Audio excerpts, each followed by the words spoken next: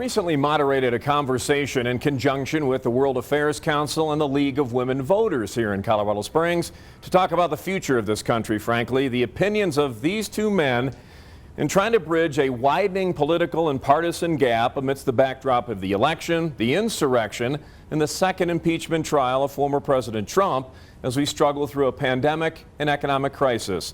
I spent an hour with retired Army General Wesley Clark, former NATO commander and Democratic presidential candidate, and sitting Republican Governor Larry Hogan of Maryland. Our focus?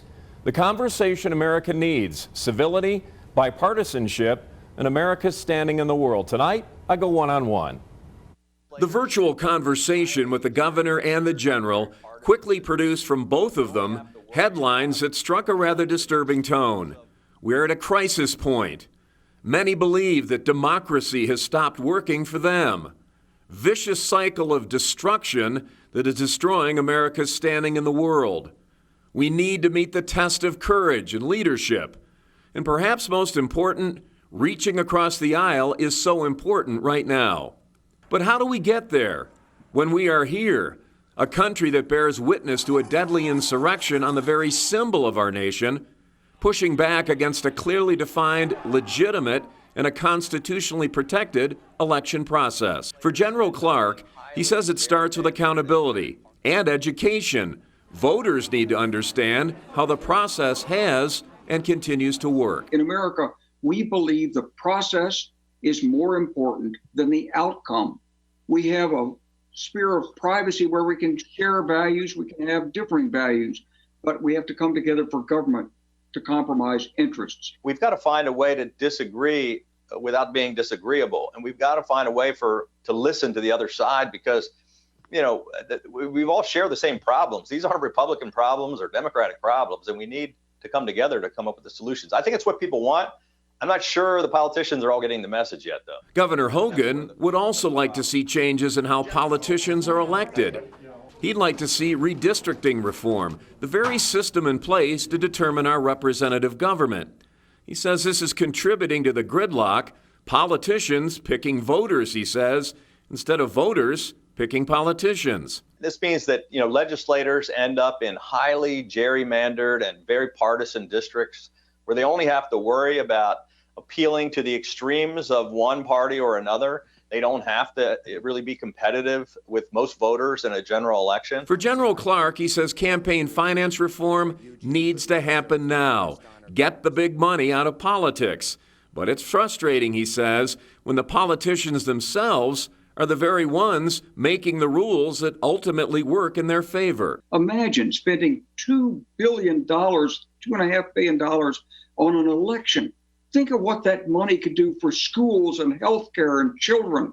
And we're spending it on advertisements, on media. Surely we can do that. And the advertisements don't even talk about the issues. Most of them are attack messages. And speaking of message, the impact of social media, for better or worse, another factor in fueling the fire of discontent, particularly the selective censorship that's occurred from some of the largest and most influential players. Taking away people's First Amendment rights of free speech is a pretty slippery slope, and who gets to decide, who's going to be doing the censoring? And maybe people with these views can't speak on these platforms, but the people with these views can. And so I think we got to be very careful before we move in that kind of a direction. I think the shutting off the Twitter account, so forth, that's a stopgap measure. That's not the solution. But we do need to look at the impact of social media on democracies, not only here, but around the world. Now, these two gentlemen were brought together for a reason. They are not just talking about what needs to change,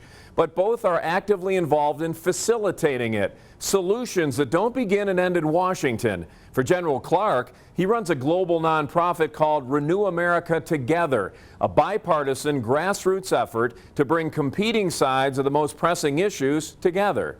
So that it's not just not just a hammer coming down from the top, but it's really people getting together with their neighbors and people from different states and saying, well, here's the real problem we're trying to address, and trying to find solutions that way and build bridges at the bottom, not just at the top. Governor Hogan heads the American United Foundation, also bipartisan, but as it relates to Congress specifically, he's the chairman of the Problem Solvers Caucus. That's on Capitol Hill. 25 Democrats, 25 Republicans working to bring both sides together. In fact, they were able to bring Speaker Pelosi and former Senate Majority Leader Mitch McConnell together after 8.5 months of stalemate to build the framework for the current COVID relief package that is now in the works. And I know it can work. If we can do it here in the state of Maryland, which is the most democratic state in America, as a Republican, there's no place in America where the same principles won't succeed.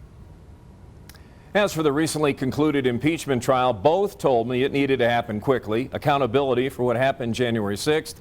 Those responsible for the riot need to be called out. Criminals prosecuted to the fullest extent of the law. But the country must move forward, they told me.